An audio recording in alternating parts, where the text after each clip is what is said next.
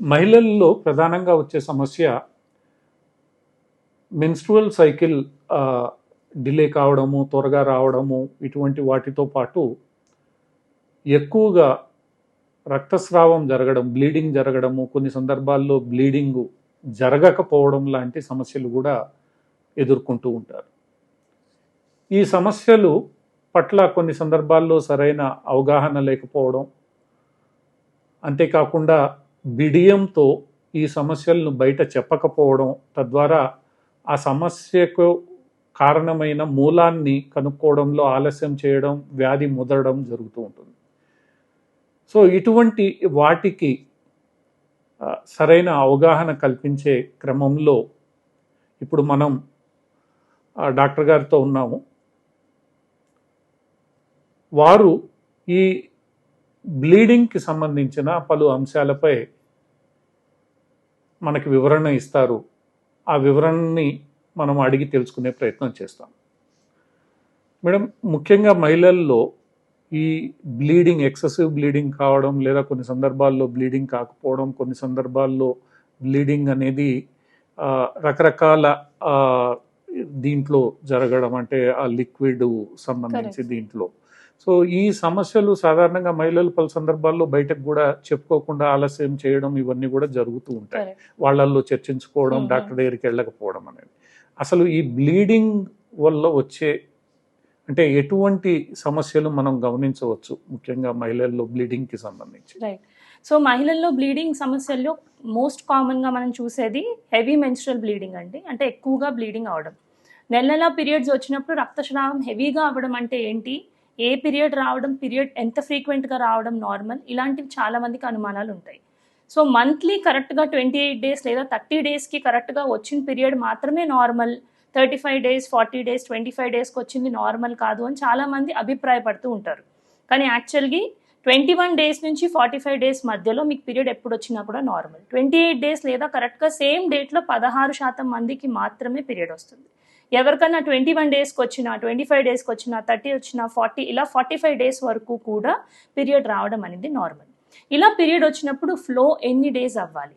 నార్మల్గా ఫ్లో అనేది 3 డేస్ నుంచి 7 డేస్ ఉంటుందండి. ఎవరికన్నా 3 డేస్ కన్నా తక్కువ ఫ్లో ఉన్నా, 7 డేస్ కన్నా ఎక్కువ ఫ్లో ఉన్నా అది అబ్నార్మల్. 7 డేస్ కన్నా ఎక్కువ ఫ్లో ఉంటే దాన్ని ప్రొలాంగ్డ్ లేదా హెవీ మెన్స్ట్రువల్ బ్లీడింగ్ అంటారు. ఇలాగే చాలామంది పీరియడ్స్ టైంలో ఎన్ని ప్యాడ్స్ మార్చచ్చు, ఎన్ని ప్యాడ్స్ మారిస్తే దాన్ని హెవీ ఫ్లో అని అడుగుతూ ఉంటారు. సో ఇప్పుడు కొంతమంది శానిటరీ నాప్కిన్స్ వాడతారండి, కొంతమంది ట్యాంపన్స్ వాడతారు, కొంతమంది మెన్స్ట్రువల్ కప్స్ అని వాడతారు. సో డిపెండింగ్ ఆన్ ఏం వాడుతున్నారని దాన్ని బట్టి మనం బ్లీడింగ్ అనేది నార్మలా కాదా అని చూస్తాం. ఆబ్జెక్టివ్గా చూస్తే 80 ml కన్నా ఎక్కువ బ్లడ్ లాస్ అయింది అంటే ఒక సైకిల్లో హెవీ అయినట్టు. బట్ అందరికీ మనం బ్లడ్ లాస్ అనేది మెజర్ చేయలేం. సో ఎవరికైనా 1-2 hours కన్నా ఫాస్ట్గా ఒక ప్యాడ్ సోక్ అవుతున్నా, రోజుకి 4-5 ప్యాడ్స్ కన్నా ఎక్కువ ప్యాడ్స్ ఒకవేళ సోక్ అవుతున్నా, లేదంటే వాళ్ళకి క్లాట్స్ 1 ఇంచ్ సైజ్ కన్నా పెద్దవి, చిన్న సైజ్ క్లాట్స్ అనేది పడడం నార్మల్ అండి. పెద్ద క్లాట్ లేదా నిమ్మకాయ సైజ్ క్లాట్ కన్నా పెద్దగా క్లాట్స్ ఉన్నా, ఇలాంటివన్నీ కూడా హెవీ మెన్స్ట్రువల్ బ్లీడింగ్ అనడానికి మనకి చెప్తున్నట్టు. ఇవన్నీ ఇండికేషన్స్ దట్ పీరియడ్ బ్లీడింగ్ మనకి హెవీగా అవుతుందని.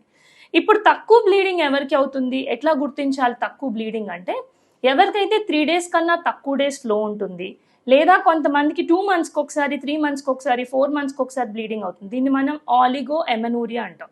ఇలా బ్లీడింగ్ 2-3 నెలలు రాకపోవడం, నెలలు బ్లీడింగ్ రాకుండా మెడిసిన్ వాడితేనే పీరియడ్ రావడం, ఇది ఒక రకమైన సమస్య అండి. దీన్ని ఆలిగో ఎమెనూరియా అంటాం.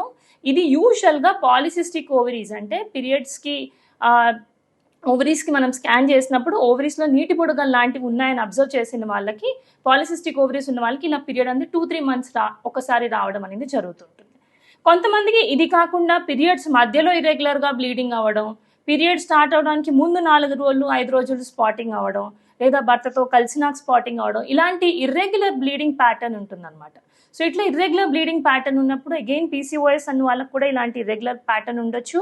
కొంతమంది మెడిసిన్స్ మీద ఉంటారు, తెలియకుండా హార్మోన్స్ ఇర్రెగ్యులర్గా వాడుతూ ఉంటారు, వాళ్ళకి ఇలా ఇర్రెగ్యులర్గా బ్లీడింగ్ ఉండొచ్చు. గర్భసంచి ద్వారానికి సంబంధించిన క్యాన్సర్ లేదా ద్వారం మీద పుండు ఉన్న వాళ్ళు ఇర్రెగ్యులర్గా ఇలా బ్లీడింగ్ ఉండొచ్చు. కొంతమందికి గర్భసంచి లైనింగ్లో ఏమైనా కంతుల్లో ఉన్నా కూడా ఇట్లా ఇర్రెగ్యులర్గా బ్లీడింగ్ అనేది ఉండొచ్చు అనమాట. సో 3 రకాల మెయిన్ అబ్నార్మాలిటీస్: హెవీ బ్లీడింగ్ ఒకటి, బ్లీడింగ్ తక్కువ ఉండడం ఒకటి, ఇర్రెగ్యులర్గా బ్లీడింగ్ అవ్వడం ఒకటి. పీరియడ్స్ ఆగిపోయే టైం మెనోపాజ్ దగ్గరలోను, పీరియడ్ స్టార్ట్ అయిన టైం అంటే మెనార్కి పీరియడ్స్ అప్పుడే పెద్ద మనిషి అయిన వాళ్ళకి ఇర్రెగ్యులర్ బ్లీడింగ్ ఒక 2-3 ఇయర్స్ అనేది నార్మల్. కానీ 2-3 ఇయర్స్ అయినాక కూడా ఇట్లా ఇర్రెగ్యులర్గా అవుతుంది అంటే మాత్రం మనం అది నెగ్లెక్ట్ చేయకూడదండి. అంటే ఈ రక్తస్రావం జరిగేటప్పుడు కూడా ఆ ఆ శరీరంలో నుంచి వెళ్ళే ఫ్లూయిడ్ ఏదైతే ఉంటుందో అది ఒకే రకంగా ఉంటుందా? దాంట్లో కూడా కొన్ని సందర్భాల్లో గట్టిగా ఉండడం లేదా మందంగా ఉండడం, పలచగా ఉండడం Correct. అటువంటి ఇవి కూడా గమనిస్తూ ఉంటారు. Correct, మరి correct. అవి ఏమైనా ఇబ్బంది కలగజేసే అవకాశం? సో ఇందులో చాలా మందికి వచ్చే డౌట్ ఏంటంటే కొంతమందికి బ్రైట్ రెడ్ కలర్ లో బ్లీడింగ్ ఉంటుంది, క్లాట్స్ గా పడతా ఉంటాయి. కొంతమందికి పల్చగా బ్రౌన్ కలర్ లో, లేదా కొంతమందికి పింకిష్ కలర్ లో, లేదా కొంతమందికి వైట్ డిశ్చార్జ్, ఇలా డిఫరెంట్ కలర్స్ లో బ్లీడింగ్ అవుతాయని చాలా మంది చెప్తా ఉంటారండి. ఇందులో ఏం లేదు, మనకి పీరియడ్ స్టార్ట్ అవడానికి ముందు ఫ్లో అనేది స్లోగా స్టార్ట్ అవుతుంది. అలా స్లోగా స్టార్ట్ అయిన ఫ్లో వెజైనాలోకి వచ్చినాక మానంలో ఎసిడిక్ ఎన్విరాన్మెంట్ ఉంటుంది. సో దానివల్ల ఆ pH ఎసిడిక్ pHతో కలిసి ఆ కలర్ బ్రైట్ రెడ్ అనేది మనకి మెరూన్గా లేదా బ్లాక్గా మారిపోతుంది. సో మనం ఏమనుకుంటారు, అరే డార్క్ వచ్చింది, బ్లాక్ వచ్చింది, అన్హెల్దీ బ్లడ్ వచ్చింది. లేదండి, యూజువల్లీ పీరియడ్ స్టార్ట్ అయ్యే టైంలో ఇనిషియల్ ఫ్యూ అవర్స్ లేదా మీ ఫ్లో స్టార్ట్ అవ్వడానికి ఒక రోజు పడుతుంది కొంతమందికి. ఇలాంటి వాళ్ళందరికీ బ్రౌనిష్గా బ్లాక్గా బ్లీడింగ్ అవ్వడం నార్మలే, దానికేం వరి అవ్వాల్సిన అవసరం లేదు. 2-3 days usually second, third and fourth day flow మంచిగా హెవీగా ఉన్నప్పుడు బ్రైట్ రెడ్ కలర్ అంటే నార్మల్ బ్లడ్ కలర్లో బ్లీడింగ్ అవుతుంది.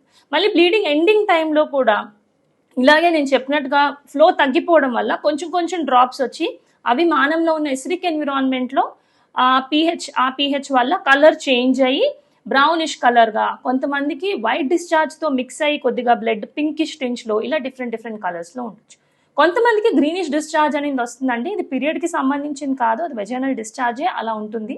అలాంటి వాళ్ళకి మనం ఇన్ఫెక్షన్కి టెస్ట్ చేసి ట్రీట్ చేయాల్సి ఉంటుంది. ఇంకా వైట్ డిశ్చార్జ్ అంటారు, అది కంప్లీట్గా డిఫరెంట్ టాపిక్ ఉంటుంది. White discharge usually different reasons ఉంటాయి. మానంలో ఇన్ఫెక్షన్ వల్ల ఉండొచ్చు, ఫంగల్ ఇన్ఫెక్షన్, బ్యాక్టీరియల్ ఇన్ఫెక్షన్, లేదంటే డిఫరెంట్ కాజెస్ వల్ల అయి ఉండొచ్చు. అంటే కొంతమంది వెజైనా క్లీన్ చేసుకుంటూ ఉంటారు, వాళ్ళకి ఫంగల్ ఇన్ఫెక్షన్ వస్తుంది. ఇట్లా వైట్ డిశ్చార్జ్ న్యాచురల్గా కూడా కొంతమందికి నార్మల్గా ప్రెగ్నెన్సీలో కానీ ఫీడింగ్ ఇచ్చే వాళ్ళు కానీ కొంతమందికి వైట్ డిశ్చార్జ్ హార్మోనల్ ఇంబ్యాలెన్స్ వల్ల ఉంటుంది. So different colours indicate hormonal disturbance కానీ, పీరియడ్ స్టార్టింగ్ కానీ, పీరియడ్ ఎండింగ్ కానీ, ఇలాంటి వాటి వల్ల డిఫరెంట్ కలర్స్ అనేది ఉండొచ్చు. అంటే ఇప్పుడు ఇటువంటి ఇబ్బందులు ఏవైనా, ఇప్పుడు మీరు చెప్పినట్లు పీరియడ్స్ డిలే కావడం, ముందు రావడం, లేదా బ్లీడింగ్ ఎక్కువ కావడం, తక్కువ కావడం, లేదా కలర్ వేరియేషన్ ఉండడం, వీటన్నిటికీ అంటే అవి కరెక్ట్ గా దీనికి తగిన కారణం ఏంటి? అంటే డయాగ్నోసిస్ ఖచ్చితంగా ఫలానా కారణం వల్ల ఇది జరుగుతోంది అని పిన్ పాయింట్ చేయడానికి ఎటువంటి డయాగ్నోసిస్ చేయించుకోవాలి? మనకి ఏంటంటే అండి, చాలా మందికి డిఫరెంట్ కాసెస్ ఉంటాయండి. చాలా మందికి మాత్రం పీరియడ్ స్టార్టింగ్ పెద్ద మనిషి అయినాక 2-3 years హార్మోనల్ ఇంబ్యాలెన్స్ అనేది ఉంటుంది. అంటే అప్పుడే పెద్ద మనిషి అయిన వాళ్ళకి హార్మోన్స్ అన్ని న్యాచురల్గా నార్మల్గా రావడానికి 2-3 years టైం పడుతుంది. సో ఇనిషియల్ 2-3 years ఇర్రెగ్యులర్గా ఉండడం, దట్ ఈస్ ఓకే, దాన్ని మనం ఫిజియోలాజికల్ అంటాం. అలాగే పీరియడ్స్ ఆగిపోయే టైంలో కూడా హార్మోనల్ ఇంబ్యాలెన్స్ వస్తుంది, అంటే మెనోపాజ్ దగ్గరలో. సో వాళ్ళకు కూడా దాన్ని మనం ఫిజియోలాజికల్ అంటాం. ఈ మధ్యలో 15-16 years ఏజ్ నుంచి 45-46 వరకు ఉన్న వాళ్ళకి మాత్రం పాలిసిస్టిక్ ఓవరీస్ అనేది ఒక ఇంపార్టెంట్ రీజన్. ఇది ఎలా డయాగ్నోస్ చేస్తామంటే, వాళ్ళకి యాక్నే అంటే మేల్ హార్మోన్ ఎక్కువ ఉండడం వల్ల ఎక్కువ పింపుల్స్ ఉండడం, అప్పర్ లిప్ మీద, చిన్ మీద, మిడిల్ చెస్ట్ మీద కొంచెం హెయిర్ ఎక్కువ ఉండడం, వెయిట్ ఎక్కువ పెరగడం, ఇలాంటి రీజన్స్ ఉండొచ్చు అనమాట. సో ఇది హార్మోనల్ ఇంబ్యాలెన్స్ ఉన్న వాళ్ళకి. కొంతమందికి స్ట్రక్చరల్ కాజ్ ఉంటుంది. స్ట్రక్చరల్ కాజ్ అంటే గర్భసంచి లైనింగ్ టూ మచ్గా థిక్ అయిపోయి అది ఫోల్డ్స్గా ఫామ్ అయిపోయి పాలిప్ లాగా ఫామ్ అవుతుంది. పాలిప్ అంటే గర్భసంచి లైనింగ్లో చిన్న పూతలాగా వస్తుంది అనమాట. సో ఈ పూతలాగా వచ్చిన వాళ్ళకి, లేదా లైనింగ్ టూ తిక్కున్న వాళ్ళకి కూడా ఇలా హెవీ బ్లీడింగ్ అవ్వచ్చు. గర్భసంచి ద్వారం మీద ఏమైనా పుండు లేదా క్యాన్సర్ లాంటి చేంజెస్ వచ్చిన వాళ్ళకి కూడా ఇలాంటిది అవ్వచ్చు. ఇది ఎలా డయాగ్నోస్ చేస్తామంటే, ద్వారం మీద వచ్చేదైతే మనం మానంలోంచి స్పెక్యులమ్ అని ఒక ఇన్స్ట్రుమెంట్ పెట్టి లైట్ వేసుకుని చూసి నార్మల్ ఉందా లేదా అని మనం ఐడెంటిఫై చేస్తాం. కానీ గర్భసంచి లైనింగ్కి సంబంధించింది అల్ట్రాసౌండ్ స్కాన్ అని ఒక ఉంటుంది. ఆ స్కాన్లో మనం ప్రోబ్ పెట్టినాక లైనింగ్లో పొరమందం ఎలా ఉందో చూస్తే దాన్ని బట్టి మనకి అబ్నార్మాలిటీ ఉందా లేదా తెలుస్తుంది. ఇవి స్ట్రక్చరల్ కాజెస్. కొంతమందికి ఓవరీస్లో కూడా కొన్ని హార్మోన్ రిలీజ్ అయ్యే సిస్ట్లు ఉంటాయి, వాటి వల్ల కూడా హెవీ బ్లీడింగ్ ఉండొచ్చు. ఇది కూడా మనకి స్కానింగ్లో తెలుస్తుంది. Next coming to thyroid problems. Thyroid problem ఉన్న వాళ్ళకి కూడా కొంతమందికి ఇలా ఉండొచ్చండి. అందుకనే మనం యూజువల్గా ఇలా అబ్నార్మల్ బ్లీడింగ్తో వచ్చిన వాళ్ళకి థైరాయిడ్ టెస్ట్ చేస్తాం. థైరాయిడ్ టెస్ట్ అబ్నార్మల్ ఉంది అంటే దాని ప్రకారం మన ట్రీట్మెంట్ థైరాయిడ్ హార్మోన్ ఇస్తామన్నమాట. అలాగే కొంతమందికి హిమోగ్లోబిన్ అనేది తక్కువ ఉంటుంది. హిమోగ్లోబిన్ తక్కువ బ్లీడింగ్ వల్ల హిమోగ్లోబిన్ తగ్గొచ్చు. హిమోగ్లోబిన్ తక్కువ ఉన్న వాళ్ళకు కూడా బ్లీడింగ్ ఎక్కువ అవ్వచ్చు. సో అందుకే వీళ్ళకి మనం హిమోగ్లోబిన్ టెస్ట్ అయి కూడా చేస్తాం. So basic blood test and ultrasound స్కానింగ్లో మోస్ట్ ఆఫ్ ద టైమ్స్ మనకి రీజన్ తెలుస్తుందండి. పాలిసిస్టిక్ ఓవరీస్ అయితే మనకి స్కాన్ అండ్ క్లినికల్ ప్యాటర్న్ అంటే పేషెంట్ని చూడగానే వాళ్ళకున్న పింపుల్స్ బట్టి ఆ హెయిర్ ఎక్సెస్ గ్రోత్ బట్టి మనం డయాగ్నోస్ చేయగలుగుతాము. ఇంకా డెప్త్లో ఏమైనా గర్భసంచి లైనింగ్లో క్యాన్సర్కి సంబంధించిన చేంజెస్ వస్తున్నాయా, ద్వారంలో క్యాన్సర్కి సంబంధించిన చేంజెస్ వస్తున్నాయా, ఇలాంటివి డయాగ్నోస్ చేయాలంటే మాత్రం లైనింగ్ పొరమందం స్కాన్లో ఒకవేళ తిక్కున్న వాళ్ళకి గర్భసంచిలో మనం ఒక సన్నటి కెమెరా లాంటిది వేసి లోపల లైనింగ్ ఎలా ఉందని చూసి ఆ లైనింగ్లోంచి ముక్క పరీక్ష, అంటే పాత రోజుల్లో దీన్నే డిఎన్సి లేదా గర్భసంచి క్లీనింగ్ అనేవారు.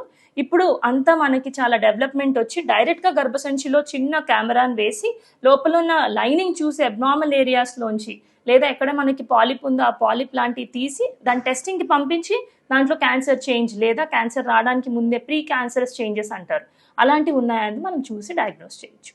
అంటే ఇప్పుడు మనము ఒక పర్టికులర్ కాజ్ని పిన్ పాయింట్ చేసిన తర్వాత దానికి సంబంధించి చికిత్సకు సంబంధించి ఏ ఆప్షన్స్ ఉంటాయి, మెడికల్ గాను సర్జికల్ గాను, ఎటువంటి ఆప్షన్స్? కరెక్ట్. సో ఈ హెవీ మెన్స్ట్రువల్ బ్లీడింగ్ అయితే అండి ఫస్ట్ మామూలుగా మనం ఏ ప్రాబ్లం డయాగ్నోస్ చేసినా కూడా ఆల్వేస్ ఒక స్టెప్ వైజ్ ప్యాటర్న్ వెళ్ళాలి ట్రీట్మెంట్ అనేది. ఫస్ట్ ఆల్వేస్ మెడిసిన్స్ అండి. మెడిసిన్స్ స్టార్ట్ చేసినాక మెడిసిన్స్ రెస్పాండ్ అవ్వని వాళ్ళకి నాన్ సర్జికల్ మేనేజ్మెంట్ అని ఇంకా వేరే ఉంటాయి. ఆ దానికి కూడా రెస్పాండ్ అవ్వని వాళ్ళకి లాస్ట్ ఆప్షన్గా మనం సర్జికల్ మేనేజ్మెంట్ ఇస్తాం. సర్జికల్ మేనేజ్మెంట్ అంటే సర్జరీస్. సో ఇనీషియల్గా ఫస్ట్ ఇచ్చే మెడిసిన్స్లో మెయిన్లీ 2 రకాల మెడిసిన్స్ ఉంటాయండి. బ్లీడింగ్ తగ్గడం కోసం కొంచెం బ్లడ్ క్లాట్ అయ్యే టెండెన్సీ పెంచే మెడిసిన్స్ ఉంటాయి, ట్రానెక్సిమిక్ యాసిడ్ అంటాం. ఇవి non hormonal medicines, first line దాంతో స్టార్ట్ చేస్తాం.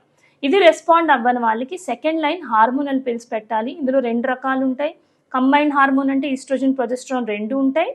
ఓన్లీ ప్రొజెస్ట్రాన్ పిల్స్ అని ఉంటాయి. ఇందులో కొంతమందికి హార్మోన్ సూట్ అవుతాయి, కొంతమందికి హార్మోన్ సూట్ అవ్వవు, కొంతమందికి పడవు, కాంట్రా ఇండికేషన్స్ ఉంటాయి. సో ఏంటి అనేది చూసి ప్రాపర్గా మనం పేషెంట్ని సెలెక్ట్ చేసి తనకు సూట్ అవుద్దా లేదా చూసి దాన్ని బట్టి పర్టికులర్ హార్మోన్ అనేది పెడతాం. సో 3 to 6 months మనం ఇలా ట్రై చేస్తాం. రెస్పాండ్ అవుతున్నారంటే we continue with the same treatment. Respond అవ్వని వాళ్ళకి ముక్క పరీక్ష అవ్వకపోతే ముక్క పరీక్ష ఆప్షన్ ఇవ్వాల్సి ఉంటుంది, బికాజ్ అందులో క్యాన్సర్ లేదని రూల్ అవుట్ చేసుకోవడానికి. ముక్క పరీక్ష అయినాక రెస్పాండ్ అవ్వని వాళ్ళకి నాన్ సర్జికల్ ట్రీట్మెంట్ ఆప్షన్స్ ఉంటాయి. నాన్ సర్జికల్ ట్రీట్మెంట్ ఆప్షన్స్ అంటే కాపర్ టీ అని మీరు వినుంటారు. ఈ కాపర్ టీ అనేది పిల్లలు పుట్టకుండా వాడతారు. ఈ కాపర్ టీ లాంటిదే, కాపర్ బదులు హార్మోన్ ఉన్న లూప్ ఒకటి మనకి మార్కెట్లో ఒక 2-3 decades నుంచి అవైలబుల్గా ఉంది. దీని పేరు మెరీనా. సో ఈ మెరీనా అన్న హార్మోన్ని గర్భసంచిలో వేస్తే లోకల్గా హార్మోన్ రిలీజ్ చేసి గడ్డలు ఏమైనా ఫైబ్రాయిడ్స్ లాంటివి ఉన్నా కూడా, లైనింగ్ పొరమందం ఎక్కువ ఉన్నా ఏమున్నా వాటిని ష్రింక్ చేసి తగ్గించి బ్లీడింగ్ ఫ్లో అనేది బాగా తగ్గిస్తుంది. సో ఈ మెరీనాతో చాలా మంది, అంటే మనం 10 మందికి ఇస్తే 6 to 7 members అంటే 60 to 70% మందిలో రెస్పాండ్ అవుతారు మెరీనా. ఇంకా మెరీనా అనేది 7 years to 8 years వదిలేసేయచ్చు. ఆ తర్వాత మెల్లగా మెనోపాజ్ అంటే పీరియడ్స్ ఆగిపోయే స్టేట్లోకి వెళ్ళిపోతారు. సో సర్జరీ లేకుండా అవాయిడ్ చేయొచ్చు. ఈ మెరీనా కాకుండా కొన్ని నాన్ సర్జికల్ ఆప్షన్స్ ఉన్నాయండి. ఎంఆర్ఐ ద్వారా చేసేవి, ఎంఆర్ఐ గైడెడ్ ప్రొసీజర్స్ అంటారు.